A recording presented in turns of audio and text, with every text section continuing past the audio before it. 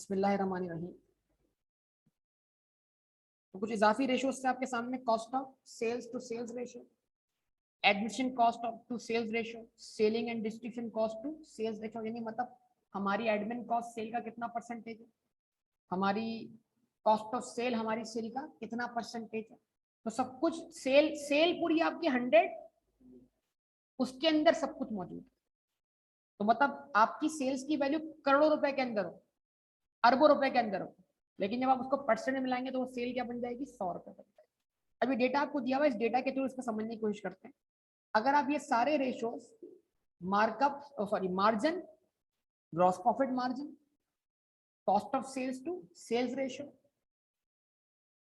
Admin cost to sales ratio, selling and distribution cost to sales ratio, operating profit margin, net profit margin, ये सब अगर आप इकट्ठा देखना चाहते हैं ना एक ही जगह पर, तो उसको हम बोलते हैं वर्टिकल एनालिसिस। वो कैसे बनेगा जरा देखिएगा सब लोग। ये आपके सामने कुछ वैल्यूज, ये वैल्यूज मैं पिक करता हूँ। एक एसओसीए बनाइए जो कि IS 1 के तहत आप बनाते हो, ठीक है। तो आप एसओसीए बनाएंगे, आप बोलेंगे statement of comprehensive income. Sales value कितनी दी हुई आपकी, 6,50,000। लेस क्या करेंगे आप इसमें से, COGS cost of goods sold, 4,22,500।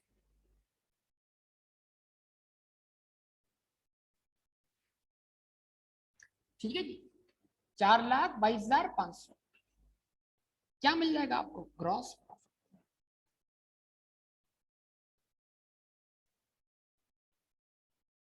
कितना बताया सभी, 2,27,500। अच्छा जी, लेस क्या करें आप इसमें से, selling and distribution expense,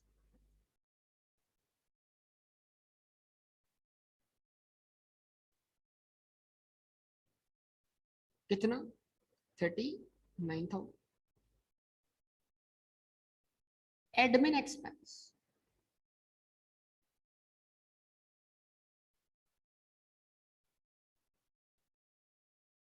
admin expense कितना, 26,000।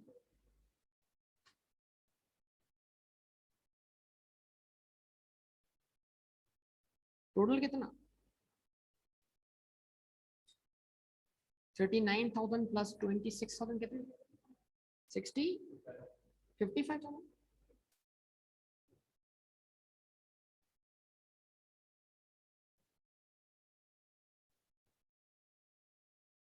अब जो मिलेगा उसको क्या बोलेंगे, ऑपरेटिंग प्रॉफिट।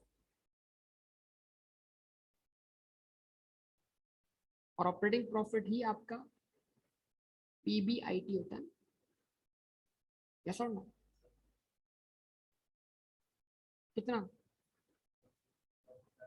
162,000। इसमें तो लेस हम क्या करेंगे, फाइनेंस कॉस्ट, जो ऊपर डेटा में नहीं दी हुई, मैं अपनी तरफ से अज्यूम कर रहा हूँ।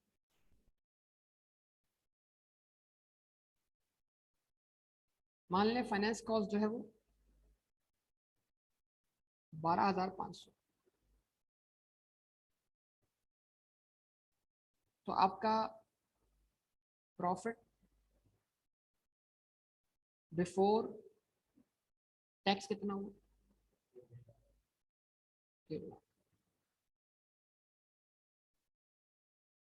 इस पे टैक्स लगा 30% के हिसाब से,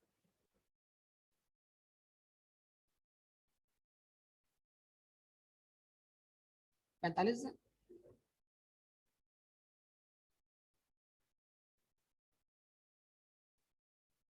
तो आपका प्रॉफिट आफ्टर टैक्स कितना बना,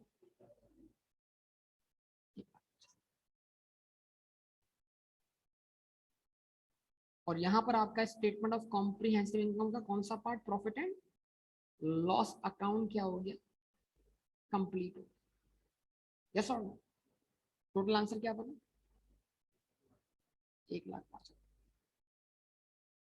ठीक है जी। अच्छा जी, अब इसको बोलते हैं हम वर्टिकल एनालिसिस। और वर्टिकल एनालिसिस में हम क्या करते हैं, एसोसिएट में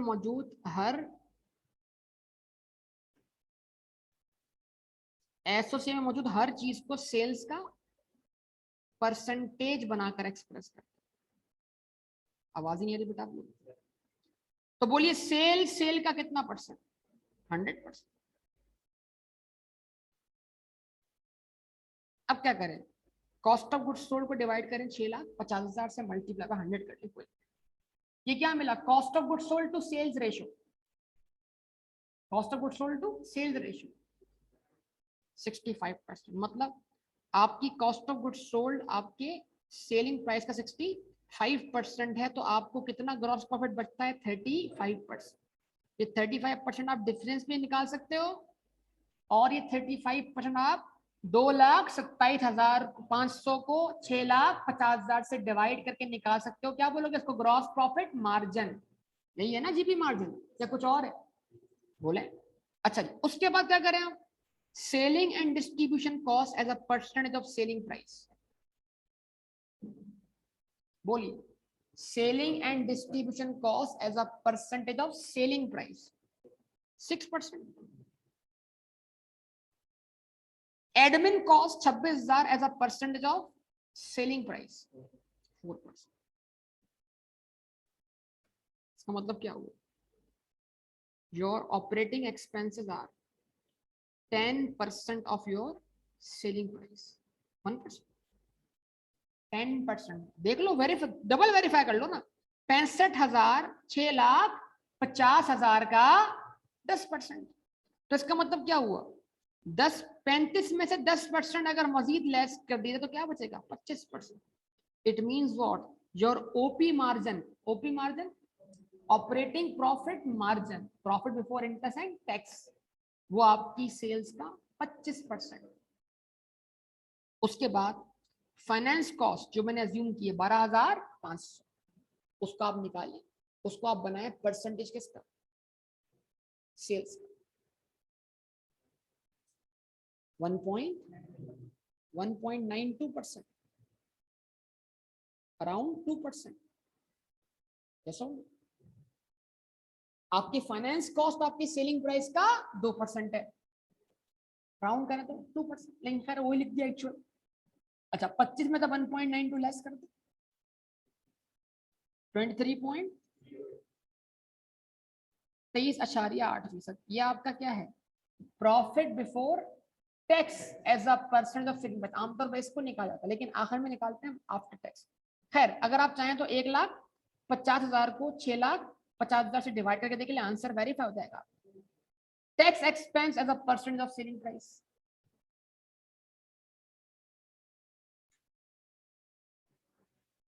6.92%। अब 16.16%, जो कि आपका प्रॉफिट आफ्टर टैक्स है, और इसको हम बोलेंगे net profit margin. Net profit as a percentage of selling price. Check कर लो, चेक कर लिए, सारे फॉर्मूला आपके सामने नहीं है, आए थे। क्या फायदा सर इसका? क्या फायदा है? एग्जामिनर अगर कमेंट मांगे, मैं सुन रहे हैं सबने, एग्जामिनर कमेंट मांगे और बोले कि देखो आपका जीपी मार्जिन कौन सा,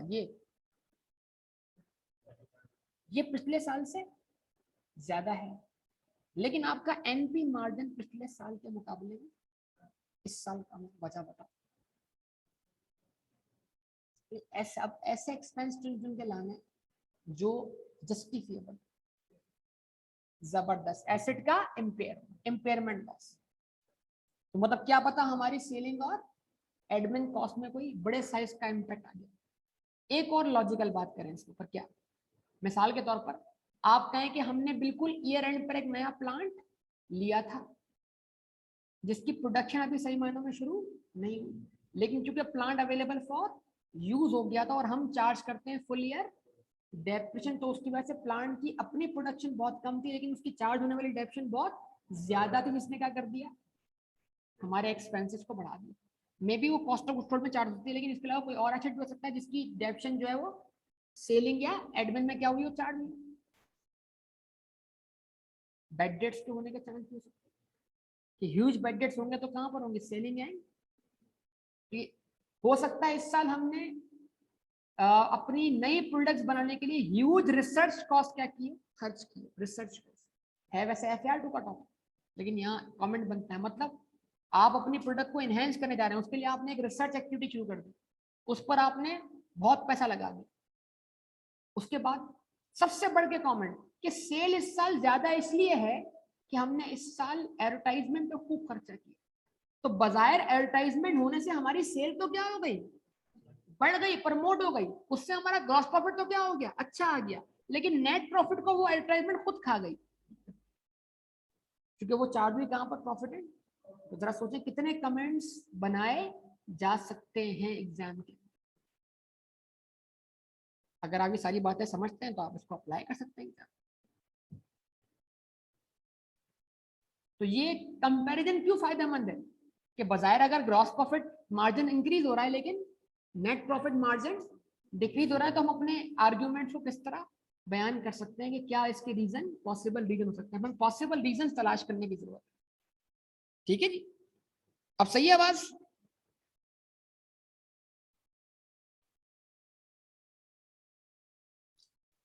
उसके बाद हो गया भाई, यहाँ तक लिख रहे, ये लिख लिया सब, आगे बात करें।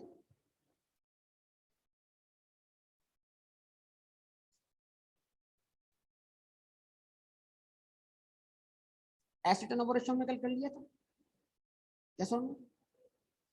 अब यहाँ पर इसको मैं थोड़ी देर के लिए छोड़ रहा हूँ, इसको एक एग्जाम्पल आपको दी गई है, उसमें दो रेशियोज को अगर आपस में मल्टीप्लाई किया जाए, एक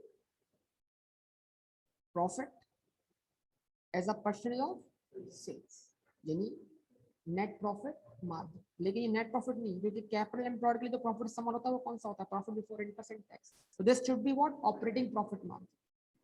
अगर ऑपरेटिंग प्रॉफिट मार्जिन को, मैं जो अल्फाज बोल रहा हूं, अगर ऑपरेटिंग प्रॉफिट मार्जिन को रिटर्न ऑन एसेट्स यानी कि return on non current asset जो कि तकरीबन कैपिटल एम्प्लॉयड के बराबर होगा, उससे क्या कर दिया जाए, मल्टीप्लाई, तो फिर ऑपरेटिंग प्रॉफिट मार्जिन का return on non current asset से मल्टीप्लाई होना, उसको आरओसी बनाते, रोज बनाते। सर कैसे?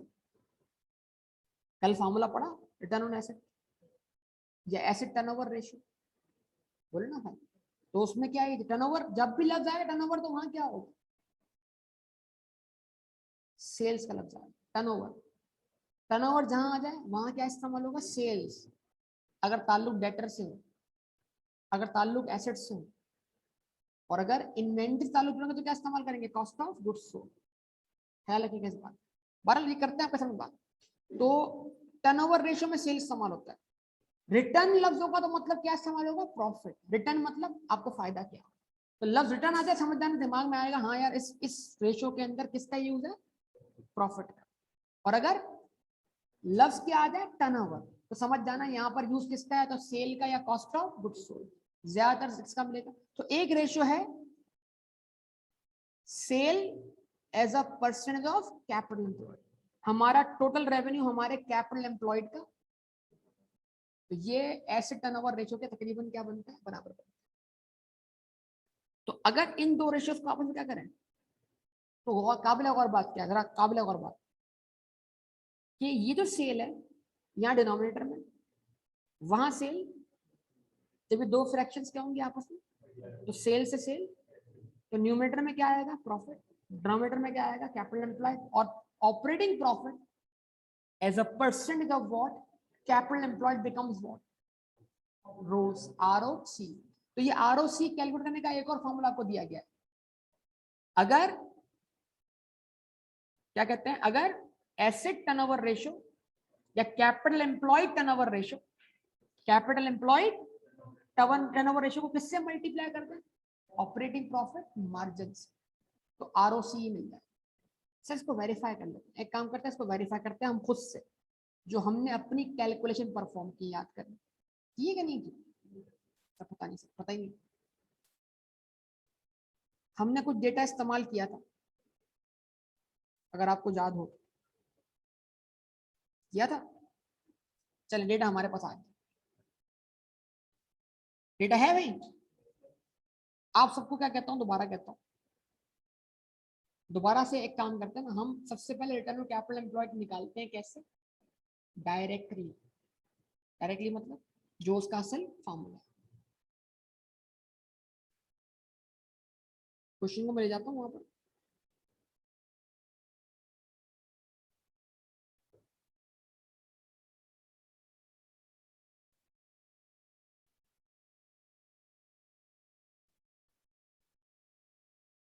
अब बताइए यहाँ पर सम क्या आया था हमारे पास? कैपिटल, ये कैपिटल एम्प्लॉयड है ना बेटा हमारा, क्या आया था? 1,400,000, अगर आपको याद हो। तो वही डेटा दोबारा क्यों इस्तेमाल कर रहा हूँ, ताकि आप इस बात को समझ सकें। और यहाँ सम क्या था बेटा? 1 मिलियन का सम। याद है, भूल चुके हैं? और इसके लिए हमने क्या लिया था? Profit before interest and tax. तो ये प्रॉफिट बिफोर टैक्स था।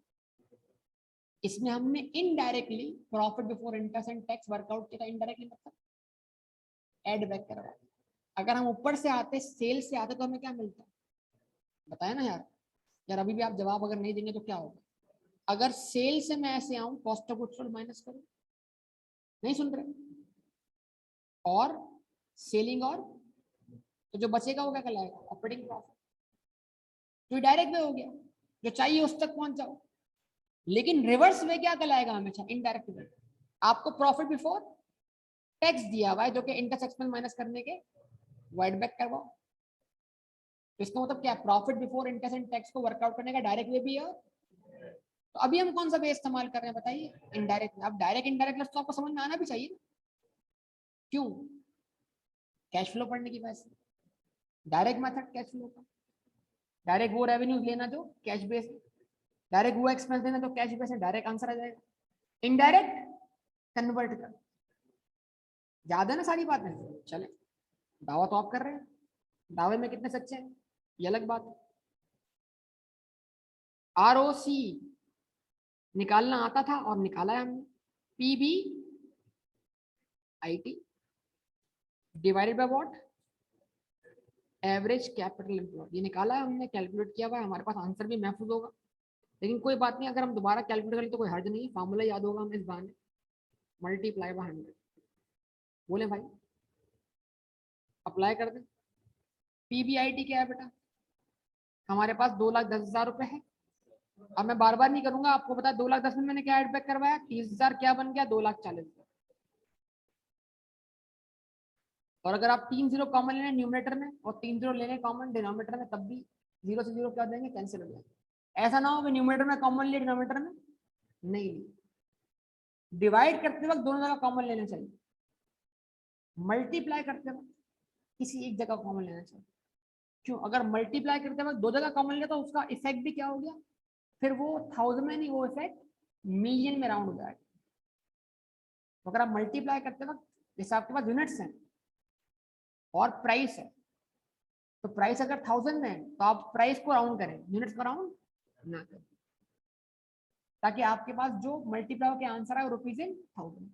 अगर आपने प्राइस को भी राउंड कर लिया 1000 में और यूनिट्स को भी राउंड कर लिया 1000 में मल्टीप्लाई करते वक्त, तो जो आंसर होगा वो मिलियन में राउंड हो जाएगा। 3 जीरो यहाँ कॉमन हुआ, 3 जीरो, तो प्रोडक्ट के ऊपर क्या हो गया? मिलियन का इफेक्ट आ गया। ये चीज समझने की जरूरत है। नहीं आ रही समझ में? हम हमेशा कंफ्यूज रहते हैं, कागज पे नहीं आते। कागज पे नहीं होता, जो बात समझना है सर, अच्छा सर ये बोल रहे हैं, सर ये बोल रहे हैं कि अगर ये होता वैल्यू 10,000 और 10,000 को मल्टीप्लाई करता मैं किससे? 5,000 से, यानी मेरे पास इन्वेंट्री में 10,000 आइटम पड़े हुए हैं, उनमें से हर एक की वैल्यू कितनी है? 5,000 फुल वैल्यू। तो मेरा आंसर क्या बनता? यार कुछ तो कर लो भाई, मेहरबानी हुई। 5 को 10 से मल्टीप्लाई करो, कितना? 50। और 6 जीरो और लगा दो, 50। ये आंसर किसमें आया? फुल में आया। अब मैं चाहता हूं ये आंसर रुपीज इन 1000 में आया, तो क्या करूंगा? 10,000 यूनिट्स तो मैंने पूरे रखे, इसको मल्टीप्लाई कर दिया 5, 50,000 नीचे आया, 3 जीरो ऊपर है, कितना हुआ? लेकिन अगर आप 1000 की राउंडिंग करने के चक्कर में आपने ये कर दिया, 3 जीरो यहाँ निकाल ली, अब ये आंसर से 50 होगा, और फिर इसको आप 50,000 नहीं बोल सकते, ये 50 मिलियन, क्योंकि आपने 3 जीरो यहाँ राउंड किए, तो 3 जीरो 1000 यहाँ कॉमन लिया, 1000, तो 1000 और 1000 के प्रोडक्ट का इफेक्ट क्या हुआ? मिलियन के बराबर हुआ। तो कॉमन मिलियन अब 1000 नहीं निकला, अब कॉमन क्या निकला है? मिलियन निकल गया, क्योंकि आप दो चीजों के प्रोडक्ट में से 1000 कॉमन ले रहे हैं। तो अगर उस 1000 को 1000 से क्या करें? मल्टीप्लाई करें, तो 1000 कॉमन नहीं आया, मिलियन कॉमन आया। तो ये ऐसी मिस्टेक फिर एग्जाम में हो रही होती है, फिर हम बोलते हैं मैं तो बिल्कुल ठीक करके आया था, आंसर मेरे सारे ठीक थे, मेरे आंसर मैच भी हो रहे हैं। हाँ 50 तो उसको दिख रहा है सोल्यूशन में, मैं भी तो ये करके आया था, लेकिन मैं करके क्या आया था ये मुझे नहीं पता। ठीक है, उसके बाद अगर मैंने अच्छा डिवाइड करते वक्त मैं दोनों जगह कॉमन लूंगा, उससे मेरे आंसर पे फर्क नहीं पड़ेगा, क्योंकि 1000 ऊपर 1000 नीचे डिवाइड होकर क्या होगा? वैसे भी क्या होंगे? कैंसिल होगा। ठीक है जी, तो 1000 plus 1400 divided by 2 multiply by 100, क्या आंसर बना? 20। ये आया था बेटा हमारा आरओसी, बोले जवाब दे, ये आरओसी आया। अब हम आरओसी निकालना चाह रहे हैं एक नए रेशियो से, उस रेशियो को बनाने के लिए हमें पहले निकालना है OP margin. OP margin PBIT बेटा, as a percentage of selling price.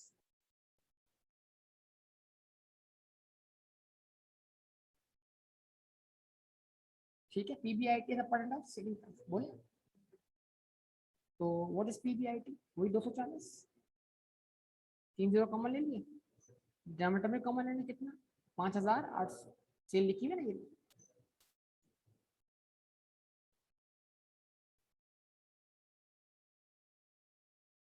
क्या आंसर आ रहा है बताइए? 4.14%, सही है नहीं? अब एक नया रेशो निकालते हैं, वो क्या है? C E turnover ratio. कौन सा? Capital employed turnover ratio, asset turnover ratio.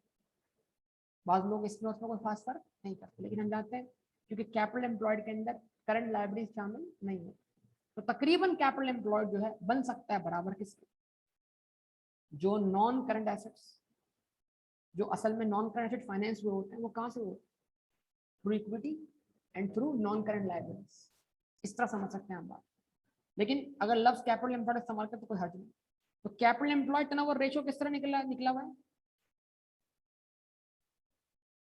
Turnover में हमेशा क्या इस्तेमाल होगा? Sale, sale as a percentage of capital employed. Capital employed कितना लिया आपने? एवरेज कितना लिया? 12 लाख। फिर जवाब दो ना, 1000 प्लस 1400 क्या लिया आप? तो सी कैपिटल एम्प्लॉयड लिया आपने यहाँ पर, तो सेल कितनी लिया आपने? 5800 डिवाइड किससे किया उसको? 1200 से, मल्टीप्लाई बाय 100।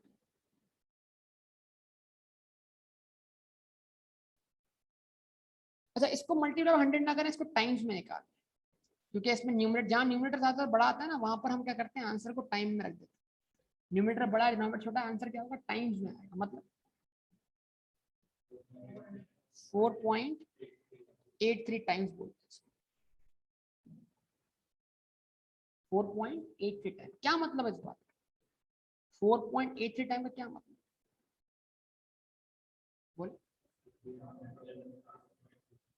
अगर हमने क्या कहते हैं, अगर हमने 1 रुपया इन्वेस्ट किया है कैपिटल एम्प्लॉयड में, तो उसने हमें, उस हर 1 रुपए ने हमें 4.83 रुपीज का रेवेन्यू जनरेट करके, for each rupee of capital employed we have generated a revenue of rupees 4.83 rupees. Capital employed के हर 1 रुपए के बदले हम 4 रुपए 83 पैसे का, तो 4 रुपए 83 पैसे किसको रिप्रेजेंट कर रही है? सेल को। यानी अगर सेल 4 रुपए 83 पैसे है तो कैपिटल एम्प्लॉयड कितना है? 1 रुपया। आवाज ही नहीं आ रही यार। और अगर सेल 5,800 रुपए है तो कैपिटल एम्प्लॉयड कितना है? 1,200। तो मतलब मुझे 5,800 की सेल अचीव करने के लिए कितना कैपिटल एम्प्लॉय करना पड़ेगा? 1,200। तो अब मैं कोई भी वैल्यू रख सकता हूं। मुझे 10,000 की सेल अचीव करने के लिए कितना कैपिटल एम्प्लॉयड करना पड़ेगा? तो क्या करें? 10,000 को डिवाइड कर दें 4.83। मल्टीप्लाई क्यों करेंगे? मल्टीप्लाई तो कैपिटल एम्प्लॉयड करेंगे ताकि वो सेल बने। सेल बड़ी वैल्यू है, कैपिटल एम्प्लॉयड छोटी वैल्यू। 1 रुपया इन्वेस्ट करता हूं तो 4 रुपए कमाता हूं यार। तो 8 रुपए कमाने के लिए क्या करूंगा? 2 रुपए इन्वेस्ट करूंगा। तो क्या करूंगा? जो आंसर आया है 8 को डिवाइड करूंगा किससे? 4 से, तो 2 आंसर आएगा। भाई जवाब दो। तो अगर मैं 10,000 की सेल अचीव करना चाहता हूं तो मुझे कितना कैपिटल एम्प्लॉयड करना चाहिए? आई बात समझ में? नहीं? अच्छा, क्या मेरी सेल में मेरा प्रॉफिट मार्जिन नहीं है? हाँ, क्या मेरी सेल में प्रॉफिट मार्जिन नहीं है? तो हर 5,800 में अगर मेरा प्रॉफिट मार्जिन जो है वो 20% है, तो हर 4 रुपए 83 पैसे में भी मेरा प्रॉफिट मार्जिन 20% है, जो कि कैपिटल एम्प्लॉयड का, सॉरी गलत बोल गया। अगर मेरी हर, क्या कहते हैं, सेल में 5,800 रुपए की सेल में मेरा प्रॉफिट मार्जिन जो है 4.14% है, तो मेरी 4 रुपए 83 पैसे की सेल के अंदर प्रॉफिट मार्जिन 4.14% जो कि कैपिटल एम्प्लॉयड के 20% के बराबर। अब एक काम करें, आप 4.83 का आप निकाल लें 4.14%।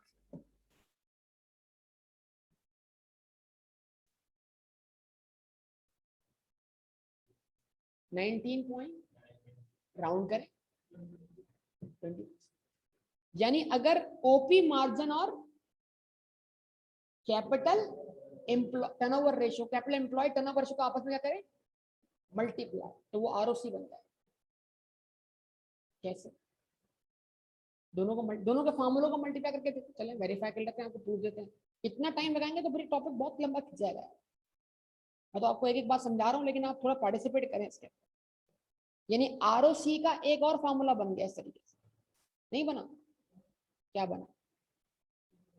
PB IT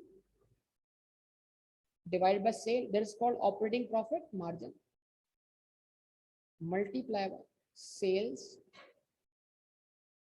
divided by what? Capital employed। अब क्या हुआ? सेल से सेल क्या हुई? कैंसिल। आंसर किसके बराबर आया? पीबी IT डिवाइड बाय सी। जब आप profit before interest and tax को सी से डिवाइड करते क्या बनता है? कैपिटल एम्प्लॉयड रेशियो बनता है ना। रिटर्न ऑन कैपिटल एम्प्लॉयड नहीं बनता बेटा? वैसा नो। इसका मतलब अगर इन दो रेशियोज को आपस में, तो वो answer return on capital employed के बराबर। वेरीफाई कर लो। 4.83 का निकाल लेना बेटा। क्या? 4.14%। नहीं निकल रहा? 4.83 मल्टीप्लाई बाय 0.0414। क्या आंसर आया? राउंड करें 20%। तो अगर आपने यहां वाले आंसर्स में राउंडिंग ना की होती तो फिर आपका आंसर एग्जैक्टली 20% क्या होता मेरे साथ? ठीक है, लिख लिया कि नहीं लिखा? लिखें जल्दी से। भाई अभी जो सारे प्रॉफिट रेशियो चल रहे हैं, अगला ऐसा बाकी है।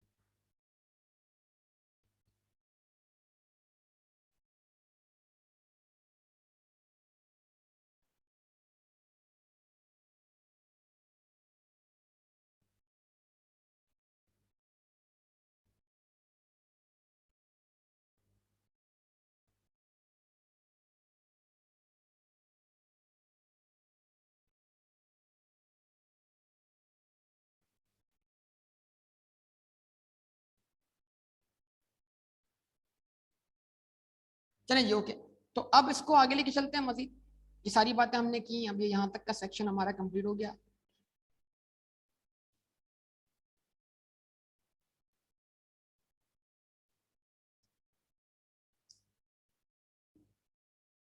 अब यहाँ पर जो हम अगले मजीद रेशियोज पढ़ने जा रहे हैं वो क्या है? Working capital efficiency ratio. Working capital दोहरा दीजिए, current assets minus current liabilities. जरा रिकॉल कीजिए कैश फ्लो को। Change in working capital, change in receivables, change in inventory, change in payables, यही हमारा वर्किंग कैपिटल था ना। कुछ भूल जाए तो अपनी पिछली नॉलेज को जरा जगाया करें, क्या पता कहीं वहां से आपको आवाज आ जाए कि हाँ ये चीज ये होनी चाहिए। ठीक है ना? तो इसका मतलब क्या हुआ? वर्किंग कैपिटल रेशियो जो है वो हमारे बिजनेस की एफिशिएंसी को रिप्रेजेंट करते हैं कि हमारा बिजनेस कितना एफिशिएंट है इन्वेंट्री खरीदने के बाद बेचने में। यानी हमारी इन्वेंट्री खरीदने के बाद कितना टाइम लगता है उसको ऑन एवरेज बिकने में। यानी एक स्टॉक जो हमने खरीद के कहाँ रख दिया, गोडाउन में, उसको गोडाउन से बाहर जाने में कितना वक्त लगता है, वो वक्त लगा, उसके बाद वो सेल हुआ, और वक्त लगेगा उसको डेटर से कलेक्ट होने में। मतलब वो चीज हमने खरीदी उधार पर, आगे बेची उधार पर, तो एक टाइम तो किसका है? इन्वेंट्री बिकने का टाइम है। फिर बिकने के बाद पैसा कलेक्ट होने का टाइम है। तो मतलब इन्वेंट्री बिकने के बाद ऑन एवरेज आपका डेटर कितने अरसे में रिकवर होता है, उसको रिकवर होने में कितना वक्त लगता है, और फिर उसके बाद आपने पैसा रिकवर करना है और आगे डेट किसको पे करना है? पेएबल को, अगर टेक्निकली बात की जाए तो उसको पे करने में आप एवरेज कितना वक्त लेते हैं। तो इसका मतलब आपका बिजनेस कितना एफिशिएंट है अपनी चीज बेचने में, पैसा रिकवर करने में, और आगे पैसा देने में। ये चीज कौन देख रहा होगा? आपका सप्लायर। ये रेशो सबसे ज्यादा किसके काम का है? सप्लायर के काम का है। तो वो तो देख रहा है ना यार कितना टाइम ले रहा है पेमेंट करने में। वो तो आप उसको कुछ भी बोले मैं पेमेंट दे दूंगा, लेकिन वो तो आपकी बैलेंस शीट उठाएगा और 2 मिनट के अंदर निकाल लेगा कि आप कितना वक्त लेते हैं अपने क्रेडिटर्स को सेटल करने।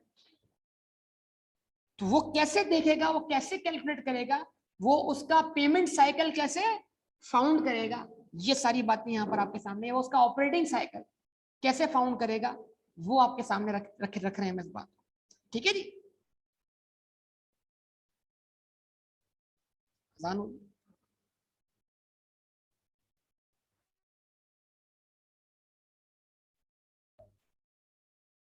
जी जनाब, तो स्टार्ट लेते हैं इसका। तो ये आपके सामने यहाँ पर आ रहा है purpose of working capital efficiency ratio. मैंने आपको बताया भी purpose. Average time to collect, यानी डेटर्स कितना वक्त लेते हैं सेटल होना, कलेक्ट होना।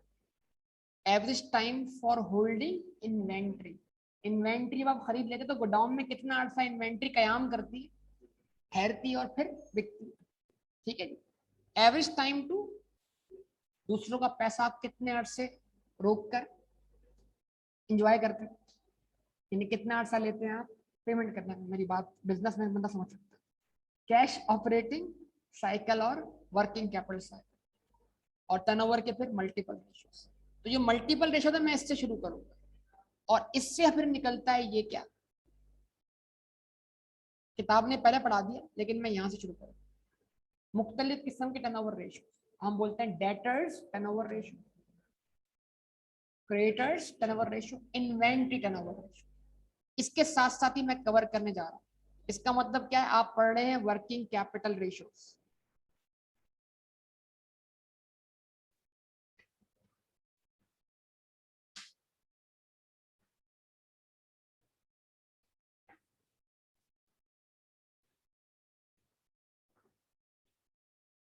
नंबर 1, जवाब दे। डेटर्स बोले या रिसीवेबल बोले, बात एक ही। डेटर्स टर्नओवर रेशियो,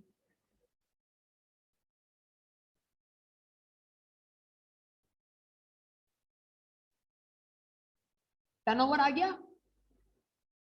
देखो भाई टर्नओवर आ गया, देखो मैं आपको रट्टे नहीं लगवा रहा, मैं बोल रहा हूँ बस आप अल्फाज पढ़ो और आपको क्लिक हो जाए। टर्नओवर आ गया, तो डेटर से कौन से टर्नओवर लिंक है? सेल्स। वो टर्नओवर जिसका ताल्लुक किससे? डेटर से। वो कौन सा टर्नओवर? सेल्स। टर्नओवर का मतलब होता है आना और जाना। तो वो कौन सी चीज है जिसके आने और जाने से डेटर क्या होता है? क्रिएट होता है। वो सेल्स ही।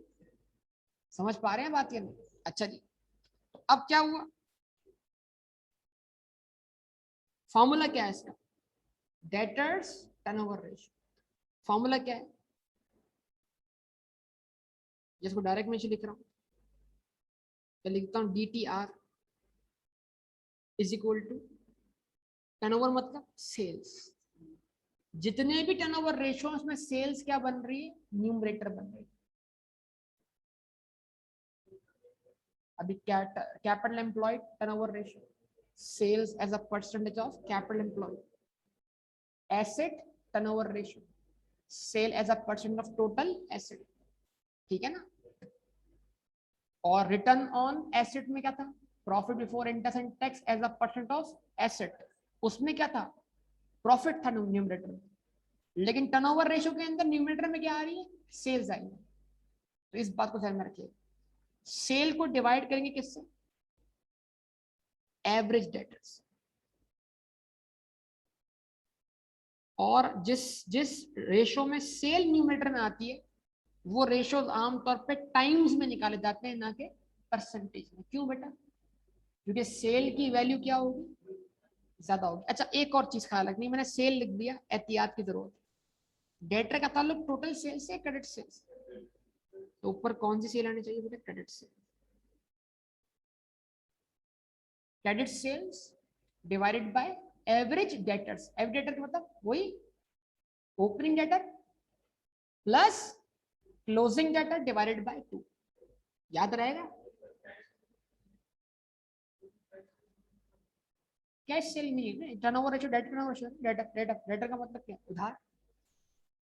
इसमें कैश सेल नहीं आती।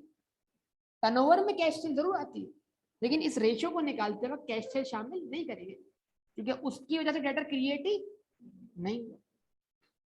उसका फिर कलेक्शन पीरियड 0 हुआ ना, क्योंकि वो तो सेल होते ही क्या हो गई? कलेक्ट हो गई। उसने तो टाइम लिया ही नहीं, तो इसलिए उसको इसमें कंसीडर नहीं करना चाहिए ना, लॉजिकली अगर सोचे इस बात। ठीक है, मसला है। अब इसको समझने के लिए काम करते हैं, हम एक वैल्यू खुद से अज्यूम कर लेते हैं, फिर किताब के आंसर निकाल लेंगे। मान लें आपकी जो क्रेडिट सेल है वो है 1,500,000। कितने की? जवाब दें। और मान लें आपका डेटर का एवरेज बैलेंस, भाई एवरेज डायरेक्ट तुम बोल दो तो मसला तो नहीं होगा ना। और ये भी पता है एवरेज कहाँ यूज करना है और कहाँ यूज? कंसिस्टेंसी। अगर पिछले साल का मैं एवरेज निकाल सकता हूं तो मुझे ये साल भी एवरेज में लेना है, लेकिन अगर क्वेश्चन है मुझे पिछले साल का एवरेज निकालने का ऑप्शन, तो फिर मुझे इस साल को भी एवरेज पे लेने की जरूरत नहीं है। ये फिर कंफ्यूजन ना हो आपको, पहले बता दूंगा। अच्छा जी, एवरेज डेटर मैंने अज्यूम किया 3,00,000 रुपए। क्या रेशो बना हुआ? 5:1। क्या मतलब? आवाज ही नहीं है। क्या मतलब? ऐसे 3-3 लाख रुपए के मैं साल में 5 बैलेंसेस क्रिएट कर चुका हूं। जितना डेटर मेरे पास क्या है? आउट स्टैंडिंग, अनपेड, उस जैसे 5 बैलेंसेस में साल भर में क्रिएट कर चुका हूं। तो मतलब उस जैसे 5 बैलेंस साल भर में क्या हुए? क्रिएट हुए हैं, लेकिन वसूल करना कितना बाकी है? एक हिस्सा। 4 हिस्से कलेक्ट हो चुके। तो मतलब इस जैसे 3-3 लाख जैसे 4 हिस्से में कलेक्ट कर चुका हूं, और एक हिस्सा कलेक्ट होना इस तरफ है लगा। मतलब अगर मेरा डेल्टर का बैलेंस 1 रुपया है तो मैंने साल भर में सेल की होती है कितने की? 5 रुपए की। ठीक है जी। अच्छा जी, अब साथ साथ में बाकी रेशो भी निपटा रहा हूं भाई। तवज्जो दरकार है, बहुत तवज्जो। मैंने 1 जानबूझ के नीचे लिखा है, इसका इसका आंसर वैसे क्या है? 5 टाइम्स। मतलब आपकी सेल, अगर जनरल आदमी की जबान में बात की तो क्या बोलेगा कि आपकी क्रेडिट सेल आपके डेटर का 5 टाइम्स, यानी आपने अपने डेटर के बैलेंस के मुकाबले में 5 गुना क्या किए, सेल। ठीक है जी। अब debtors collection period, debtors collection period. ठीक है भाई, डेटर्स बहुत तो दरकार है भाई। इसको दो तरीकों से निकाल सकते हैं। किसको? डेटर्स। कैसे भाई? तवज्जो, ऊपर वाला रेशो रिवर्स करके एवरेज डेटर कहां लाए,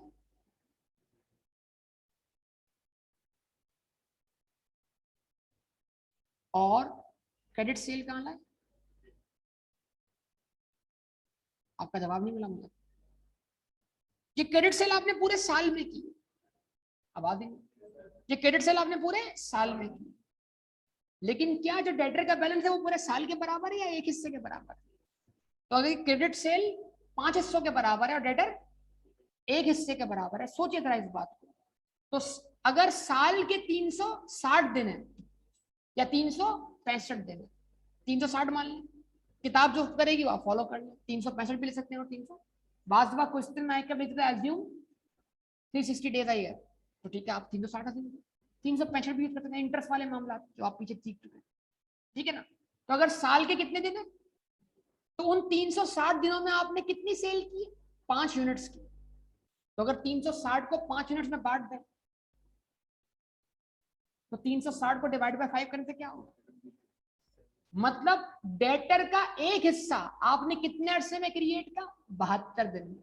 उससे अगला हिस्सा मजीद 72 दिन में, उससे अगला हिस्सा, उससे अगला हिस्सा, उससे अगला हिस्सा, यहां तक के पिछले 4 रिकवर हो गए और एक रिकवर होना बाकी है। मतलब ऑन एवरेज आपको 3 लाख रुपए का बैलेंस कलेक्ट करने में 72 दिन दरकार हो।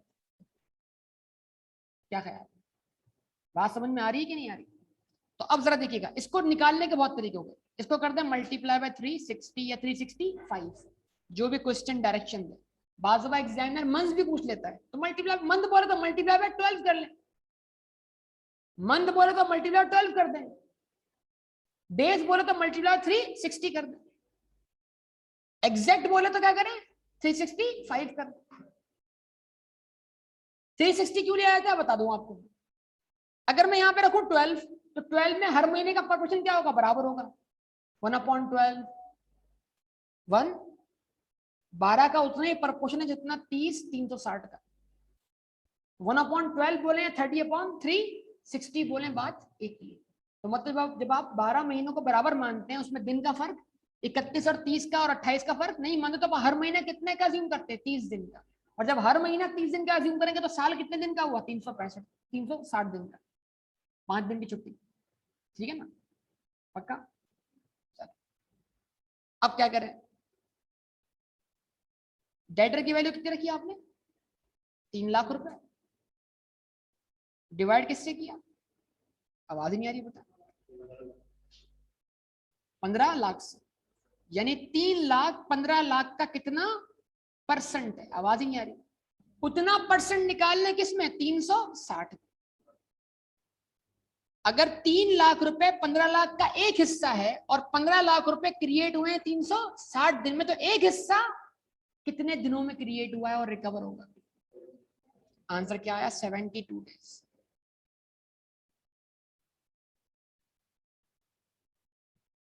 तो it takes 72 days on average to collect a average balance of debtor of rupees 300,000।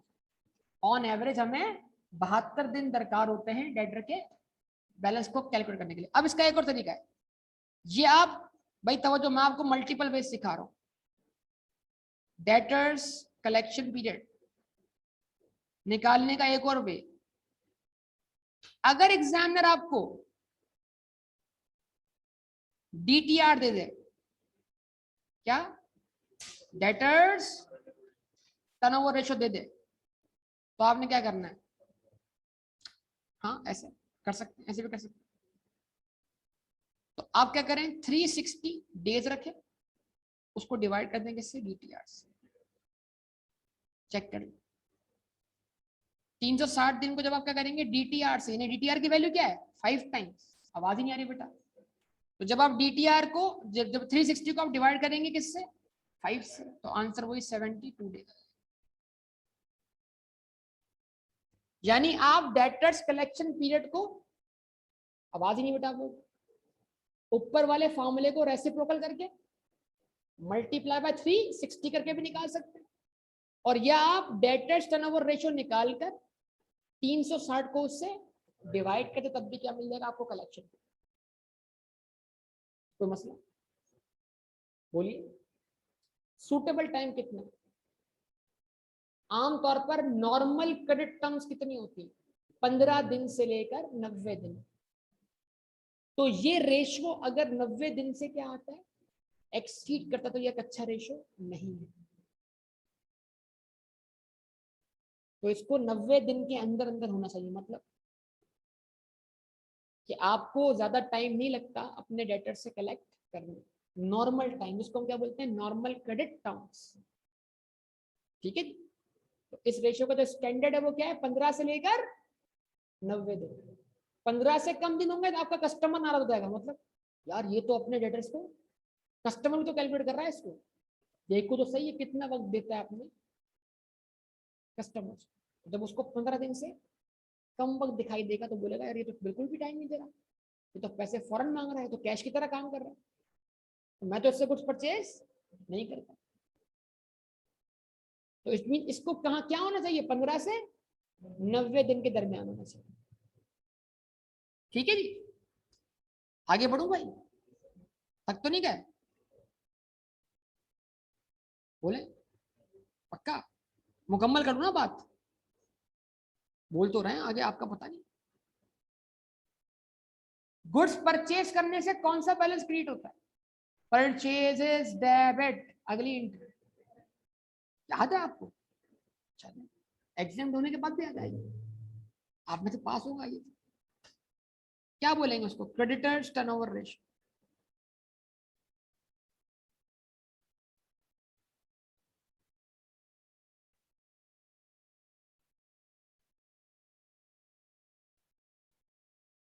ठीक है। कौन सा रेशियो, तो बताइए क्रेडिट क्रेडिट होने से क्या चीज डेबिट हो रही है, इस तरह डेटर डेबिट होने से क्या चीज क्रेडिट हो रही थी सेल, तो क्रेडिटर, यार तुम क्यों पढ़ रहे हो, तुम बाद में पढ़ना, अपना काम करो। हाँ जी, क्रेडिटर, क्रेडिट होने से क्या डेबिट हो रहा है परचेज डेबिट हो रहा है, इसका मतलब कौन से टर्नओवर हो रहा है परचेज, गोडाउन में इन्वेंट्री आ रही है और जा रही है, तो क्रेडिटर की वैसे कौन सी इन्वेंट्री आ रही है, उधार पे खरीदी है या कैश में खरीदी, उधार पे, तो क्रेडिट परचेज देना, इसका मतलब क्या है CTR, वही वाला फॉर्मूला है, लेकिन आप क्रेडिट का ताल्लुक सेल से तो नहीं जोड़ सकते ना बेटा, आवाज नहीं आ रही, तो CTR का फॉर्मूला क्या बनेगा, credit purchases, credit purchases divided by average creditors,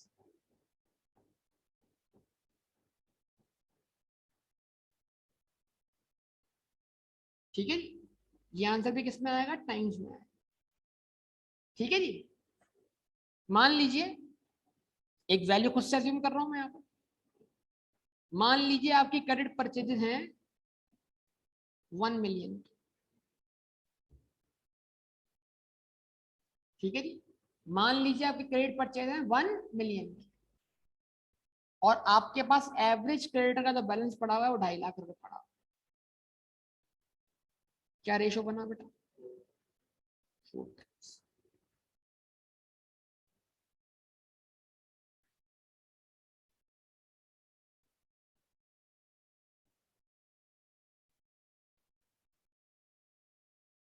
4:1, वही आंसर है, मतलब 2.5 लाख रुपए जैसे साल भर में आपने कितने बैलेंस क्रिएट किए, तो ऐसी 4 लॉट्स आपने क्या किए परचेज किए, जिसमें से 3 लॉट्स सेटल हो चुकी है, एक सेटल होना बाकी,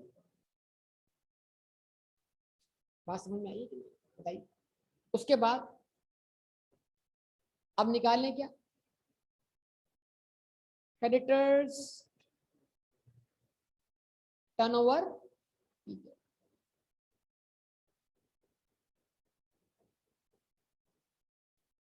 वही इस रेशियो को रेसिप्रोकल कर दे और मल्टीप्लाई कर दे किससे, 360 से।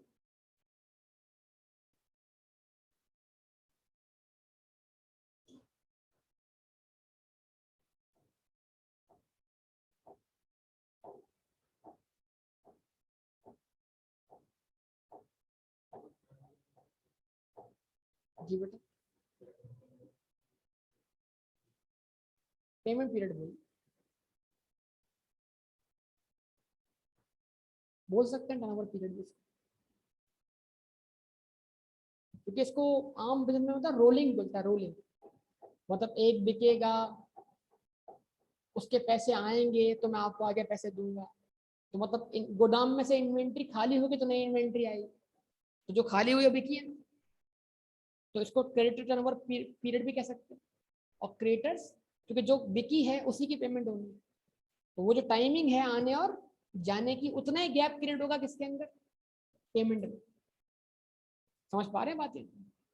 अच्छा, इसको मल्टीप्लाई कर दे किससे, 360 से।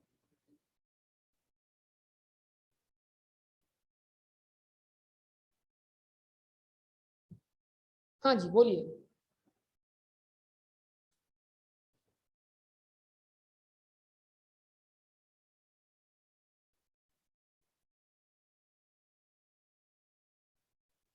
तो अब क्या बना जनाब, 2.5 lakh divided by 10 lakh multiply by 360। क्या आंसर बना, 90 दिन, वो बोल रहा है 90 दिन, पूरे पूरे 90 दिन। मतलब इस बंदे को गुड्स बेचो 3 महीने के लिए तो पैसे भूल जाओ, या इसको बेचो 1 महीने पहले, मतलब महीना होते ही याद दिलाना शुरू कर दो, पैसे पैसे पैसे। 2 महीना होता है ना एक बात, मतलब देने वाला तो नहीं है 90 दिन से पहले पहले, लेकिन बार बार बोलते रहोगे तो दे देगा। मेरी हर बात जो ना ये समझता है, ठीक है जी। उसके बाद क्रेडिटर्स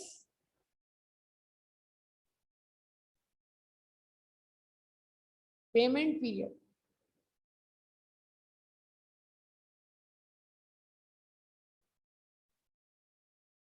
हाँ जी, क्रेडिटर्स पेमेंट पीरियड। सर पुष्प को निकालना चाहिए वाला रेशो, हंस रहे हैं आप? हाँ, नहीं, चलो अब क्या करें, 360 को डिवाइड कर दें किससे, सीटीआर से। 360 divide by 4, answer is what, 90 days.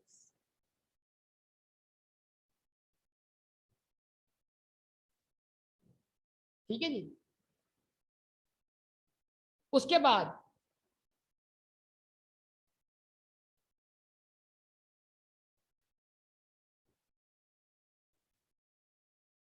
उसके बाद आगे बढ़ो भाई, आखिरी रेशो कौन सा, थक गए आप लोग, इन्वेंट्री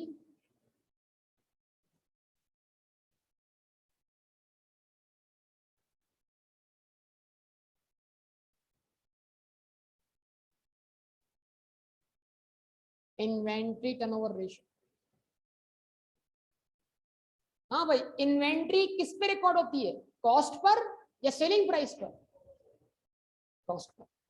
और इन्वेंट्री के जाने से क्या रिकॉर्ड होगी, कॉस्ट ऑफ गुड्स। तो मतलब इस इन्वेंट्री का ताल्लुक कौन से टर्नओवर से है तो सेल से, लेकिन इन्वेंट्री खुद किस पर है, कॉस्ट पर। तो उस सेल को हम सेलिंग प्राइस नहीं ले सकते, किस पर लेना चाहिए हमें, तो यानी इसका मतलब क्या है, इस रेशो का ताल्लुक कॉस्ट ऑफ गुड्स सोल्ड। ठीक है, हमने क्या बोला, ITR is equal to what? COGS overall पूरी की पूरी कॉस्ट ऑफ गुड्स, ठीक है ना, divide by what? Average.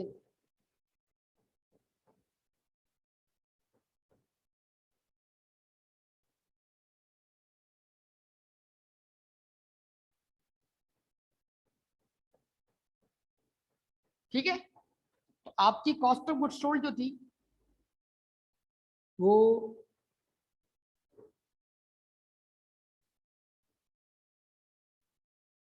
12 lakh रुपए, और आपकी एवरेज इन्वेंट्री कितनी है? 2 लाख रुपए। क्या आंसर आया? 6 टाइम्स। आपका इन्वेंट्री टर्नओवर रेशियो क्या है? 6 टाइम। मतलब सुनिएगा जरा बात को, बहुत तवज्जो, जितना एवरेज स्टॉक इस वक्त गोडाउन में पड़ा है आपके पास, ऐसे साल भर में आप कितने स्टॉक बेच देते? 6। जितना एवरेज स्टॉक पड़ा आपके पास कहां पर? गोडाउन में, ऐसे साल भर में आपने कितने स्टॉक बेचे? 6। समझ पा रहे हैं बात? अच्छा, उसके बाद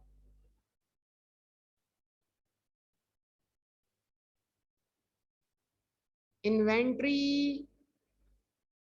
turnover period,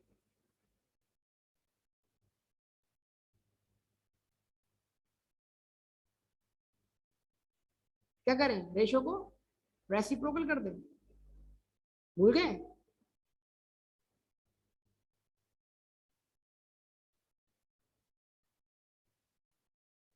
average inventory divide by what? CO GS multiplied by 360।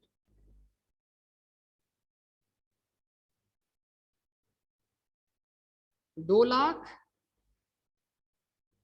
Divide by what? 12 lakh multiplied by 360। क्या आंसर बनेगा? 60 डेज। मतलब ऐसे 2-2 लाख रुपए के स्टॉक के लेयर्स बेचने के लिए आपको ज्यादा में ज्यादा एवरेज कितना वक्त लगता है? 60। मतलब 2 लाख की इन्वेंट्री का जो एक स्टॉक आता है आपके गोडाउन में, वो 60 दिन लेता है गोडाउन खाली करने, ऑन एवरेज। एक्चुअल थोड़ा उससे ज्यादा भी हो सकता है, थोड़ा कम भी हो सकता है, एवरेज, ठीक है। उसके बाद यही inventory turnover period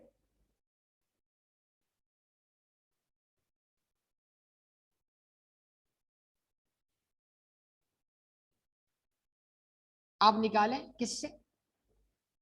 360 divide by ITR।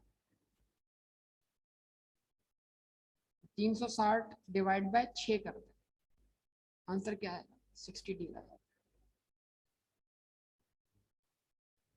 तो इधर इस सेक्शन में लिखे हुए सारे रेशियो मैंने क्या कर दिया आपसे डिस्कस कर दिया।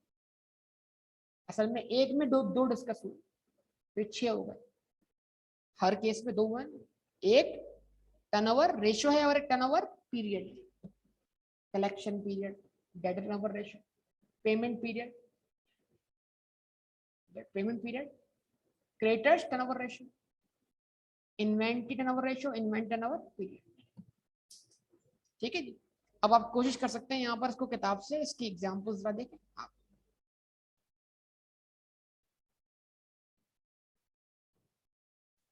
इसके बाद बात कर लेंगे, आप इसको कैलकुलेट कर लेंगे ना आपके सामने। मार्कअप मार्जिन का बड़ा अहम रोल हो सकता है इसके, यानी अगर आपको इन्वेंटरी टर्नओवर पीरियड निकालना हो,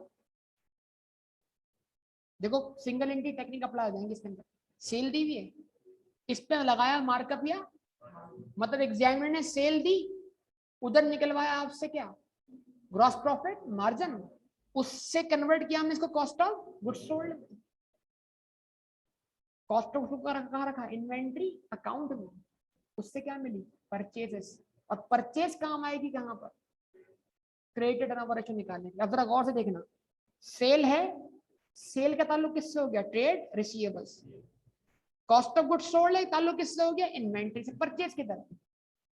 तो सिंगल एंट्री टेक्निक, परचेज कहां पुट की, सॉरी कॉस्ट ऑफ सेल कहां पुट की, इन्वेंट्री अकाउंट में, क्या मिल गई, तो उसी से एंट्री बनी है परचेजेस डेबिट क्रेडिटर क्रेडिट, और फिर उसी परचेज को इस्तेमाल करना है, किसको इस्तेमाल, तो ये तीनों रेशो आप निकाल के आइए कैसे।